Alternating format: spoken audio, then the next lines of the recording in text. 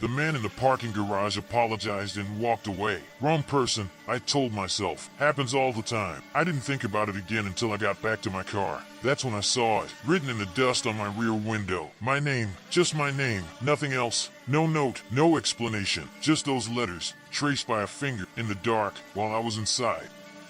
It was a Tuesday. Nothing about it felt like any. I'd worked from home all day. The same chair, the same desk, the same cup of coffee going cold next to my laptop. Around 6, I needed to get out of the apartment. I wasn't even hungry yet. I just needed to move, to see other people, to feel like the day had actually happened. The mall was 20 minutes away. I'd been there 100 times. The parking garage beneath it was the kind of place you never really think about. Low ceilings, fluorescent lights that buzzed and flickered at the far end of level 2, the smell of exhaust and old concrete. I pulled into a spot near the stairwell, the way I always did. Easier to find on the way back. Force of habit. Inside, it was an ordinary Tuesday. Not many people, a few families, a couple of teenagers near the food court. The usual background noise of a place that wasn't quite full and wasn't quite empty. I grabbed what I needed, just some things from the pharmacy and a coffee, and I walked around for maybe 30 minutes. I wasn't in a rush. I remember thinking it felt good to just be somewhere that wasn't my apartment. That's when I noticed him. He was standing near the pharmacy entrance, looking at a display rack of reading glasses. Nothing unusual about that. But when I came back out of the store and turned left toward the coffee place, I glanced back out of habit. He was still there. Same spot. Hadn't moved. He wasn't reading the labels. He wasn't really doing anything. He was just standing, and when I glanced back, his eyes moved, not toward the display,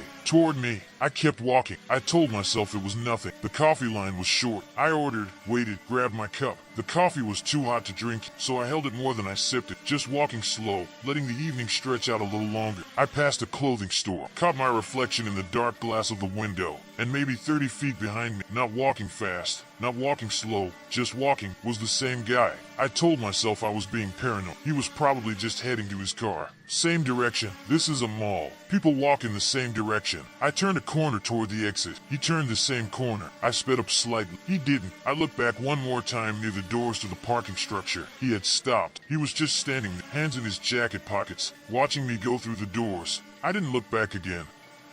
The garage was quieter than I expected. It was still early, maybe 6:30, but level 2 was mostly empty. My footsteps echoed off the concrete walls. The far end of the row, where some of the lights were flickering, looked darker than it should have. I kept to the center of the lane, keys already in my hand. I got to my car, unlocked it, tossed the pharmacy bag into the passenger seat. I was about to get in when I remembered the coffee lid wasn't on properly. I set the cup on the roof and pressed the lid down. Those 10 seconds, that's the window. I drove out of the garage without looking back. The drive home was 20 minutes. I had the radio on. I was thinking about what to eat, whether I had anything at home or whether I'd have to order something. Normal thoughts. The kind of thoughts a Tuesday night is supposed to have. I parked on the street outside my building, grabbed my bag, got out. It was getting dark. The street lights had just come on. I locked the car, hit the button twice the way I always did, heard the double beep. Then I turned back for a second. I don't know why. I sometimes check the car before I go in. Old habit. And that's when I saw it. The rear window. There was something on it. I walked around the back of the car and leaned closer. The glass was dusty, the kind of thin grime that builds up over a few days without rain. And traced into that dust, clearly, deliberately, my name. Just my name. One word, written from the outside. The letters were neat, not rushed, like someone had taken their time. I stood there for a moment and didn't move. I looked up and down the street. There was nobody nearby. A car passed. A woman walking a dog half a block up, moving away from me. I looked back at the letters. The only explanation that made any logical sense was that someone I knew had done it as a joke. A friend who'd spotted my car. A neighbor. Someone messing around. I got my phone and started going through my contacts. Texted 3 people who lived in the area. Asked if anyone had been near my car. 2 replied quickly. No. The 3rd didn't answer. I went inside. I told myself it was nothing. I made dinner. I sat in front of the TV and didn't watch it. I kept replaying the walk to the mall. The man by the pharmacy. The man in the reflection. The man near the exit doors. I'd never gotten a clear look at his face. That bothered me in a way I couldn't fully explain. I hadn't been scared enough to really look. I'd looked just enough to see that he was there, and then I'd looked away. The way you do when you're trying not to make something into a bigger deal than it is. Around 10, I got a reply from the 3rd person. They hadn't been near my car. They didn't know what I was talking about. I locked my front door. Both locks. I don't always do both. I lay in bed and thought about when that writing could have happened. I'd been in the mall for roughly 30 minutes. The pharmacy, the coffee, the walk. My car had been alone in that garage for all of it. The lights flickering at the far end, the mostly empty level. 30 minutes is a long time if someone knows you're inside. I thought about something else. The dust on that window. I tried to remember if I'd cleaned the back of the car recently. I hadn't, which meant the dust had been building up for at least a week, probably longer. Which meant whoever wrote my name on that window, they knew what they'd find. They knew the car. They'd seen it before, maybe more than once. That thought sat with me for a long time. The next morning, I went out early. I stood behind my car and took a photo of the window. I don't know why. Evidence of something I couldn't name. Then I wiped it off with a cloth and stood there in the cold morning air looking to space where the letters had been. My downstairs neighbor came out to get his mail. We nodded at each other. He asked if everything was okay. I said yes. He went back inside. That afternoon, I checked the parking garage. I drove back there. I don't know what I was expecting to find. I parked in the same spot and sat there for a minute. The flickering lights at the far end were off completely now. Just dark. I looked at the concrete pillar next to where I'd been parked. There was nothing on it. I looked at the ground. Just oil stains and dust. I checked the corner near the stairwell, the one with the dead angle, the one that no camera would cover. I don't know why I checked that corner specific. Instinct, maybe.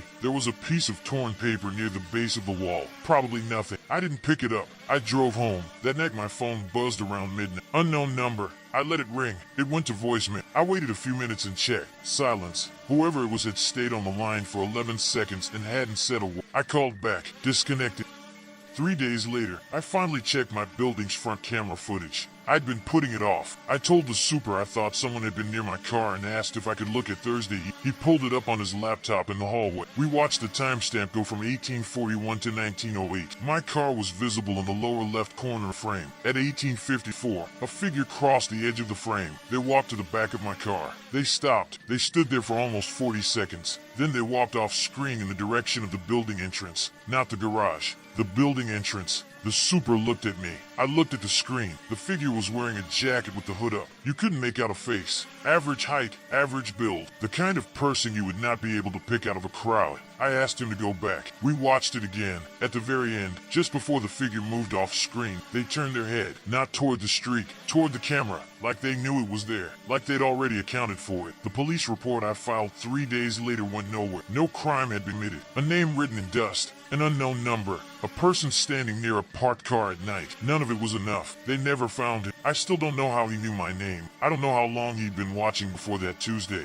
I don't know if the man in the mall and the figure on the footage are the same person. I assume they are. I don't know what he wanted. I still park on the street outside my building. I don't have another option, but I wipe the rear window down now, every time, before I go inside. Not because I want to, because I need to know if something's there. So far, nothing. But that word, my name, in the dust, I can still see exactly how it looked. Neat letters, unhurried, written by someone who knew they had time.